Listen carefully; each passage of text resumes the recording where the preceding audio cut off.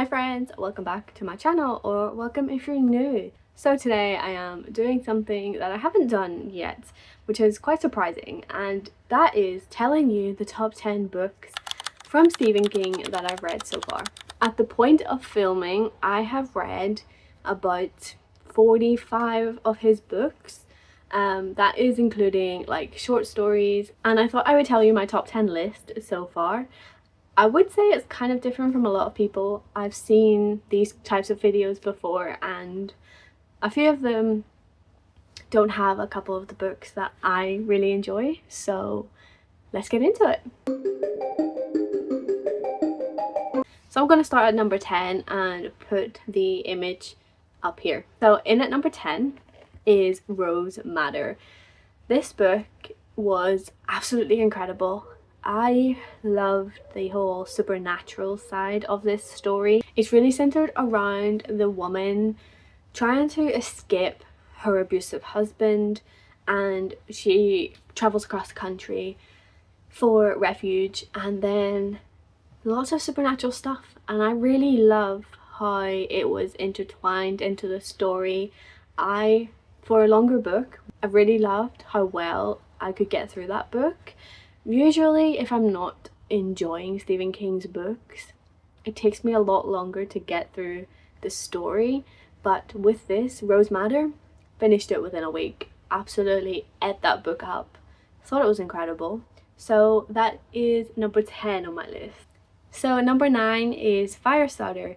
So Firestarter is a really beautiful story. It's around the supernatural again, but it's following like two students who volunteer to do an experiment, and they end up with these gifts, and they had a kid together, and Andy, which is the guy who is on the run now with the daughter, because the daughter has these fire related specialties. She can make fires with her mind.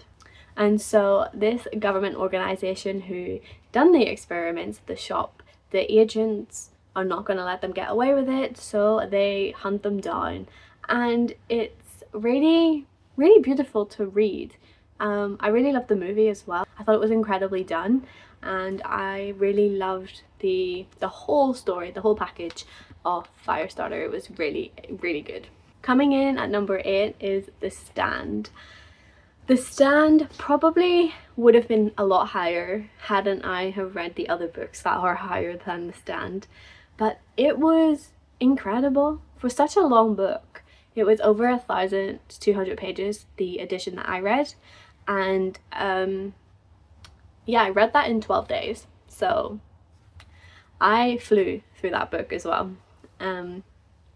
The Stand is a story that is centered around religion. It's very deep within the balance between good and evil, and I really loved that. But The Stand did read as like 2 books. It's following like the epidemic, the pandemic that happened, where a virus spreads, very similar to what we went through when I was reading that book. And then the second half, once they kind of started their journey, the survivors and stuff started a journey towards a end point that they needed to get to, really felt like the good versus evil sort of vibe. It got very supernatural, and I think weaving the two together really did work, and I thought it was a really good read.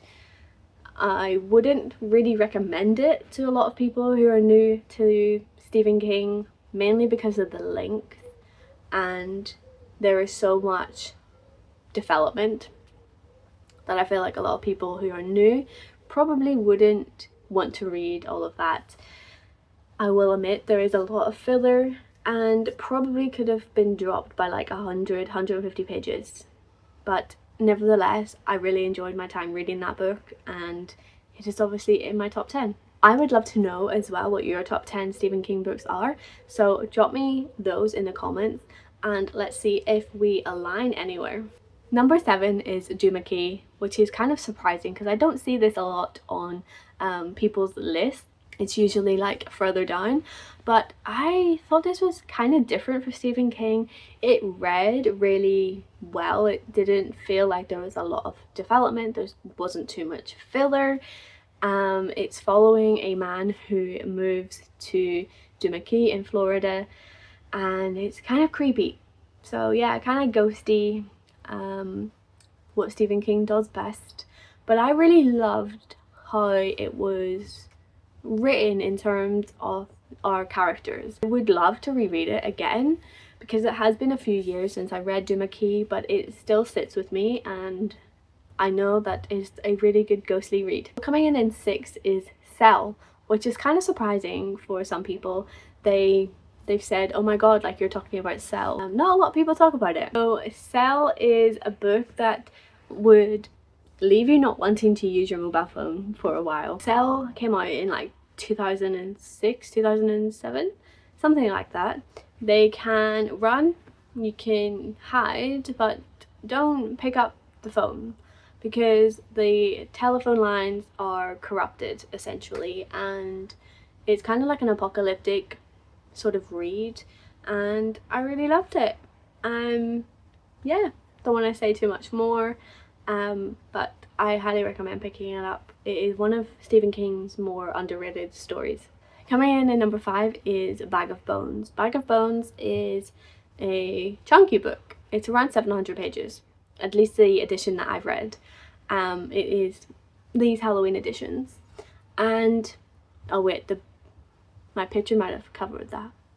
Anyway, so it is a ghost story in itself. It is following a man who loses his wife. He is grieving and decides to go back to his like lake house, I guess. Is it the lake? It's in a small town anyway, and weird stuff start happening to him, and essentially it's about overcoming grief and facing your ghosts. That's all I'm gonna say. I think it's an incredible read and really worth your time. I don't know why I put it off for so long. I literally finished it this year, but I did start majority of it in 2024. Coming in at number 4 is Misery. I know this is a lot of people's number 1, but for me it comes in 4th place. I really did enjoy it. I thought that Annie is such a chaotic, unhinged woman, and I love all of that. She was an incredible villain and probably one of my favorites, but yeah, it's still 4th because the other books I have loved a lot more. But yeah, it's following like a crazed superfan who kidnaps an author and forces him to rewrite his stories. So she's unhinged and we're here for it. So we're into the top 3. So in 3rd place we have, drumroll, The Girl Who Loved Tom Gordon. Now, this book, it's short but it's mighty. It's a survival story. A kid who gets lost in the Appalachian Mountains in the forest. She steps off the trail to go to the toilet and never makes it back on. If you know me, you know that I love anything to do with Appalachia and the folk stories, like the survival. It just hits, and Stephen King really wrote this in such a beautiful way. You follow like the delusions that take place and using something that they love. So in this instance, the kid really loves Tom Gordon and it's baseball centered, and I don't know anything about baseball, but somehow I was able to follow this story. So if you're not a fan of baseball, don't let that put you off, because I thoroughly loved The Girl Who Loved Tom Gordon. It was really about survival and how she felt in that time following the hallucinations and everything that's happening in the forest. It's creepy, it's beautiful, highly recommend. Coming in 2nd place, drumroll, Revival. Revival is incredible. it is a religious story, and usually I don't love religion, but it was like the evangelical sort of vibe. Really loved it. Thought it was beautifully written. It wasn't too long, and I feel like the characters were incredible. I loved following the journey from young age right up until death. I thought that was a really beautiful way to write this story. It's not very horror centered, but it does pack a punch and it's incredible. Highly recommend. So, any guesses what my favourite Stephen King book is? Talk about it a lot and I always recommend it. It is Pet Sematary. Pet Sematary I read when I was 14 years old and I loved it then. Reread it like 6 years ago and really loved it then too. In my mind, it is his scariest, his most raw and most terrifying story. It's really not about the horrors of the supernatural, but it's centered around the horrors in the human world. It's essentially about what you would do to bring a loved one back from the dead when you're in the midst of grief. It's such an incredible read.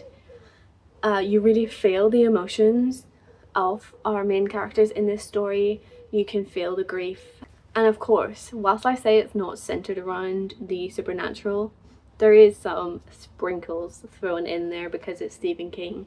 You have to have some kind of supernatural entity involved, so you do get a little bit of that, but it is really centered around grief and what you would do to bring someone back from the dead that you love. And that is my top 10. Let me know again in the comments what your top 10 Stephen King books are.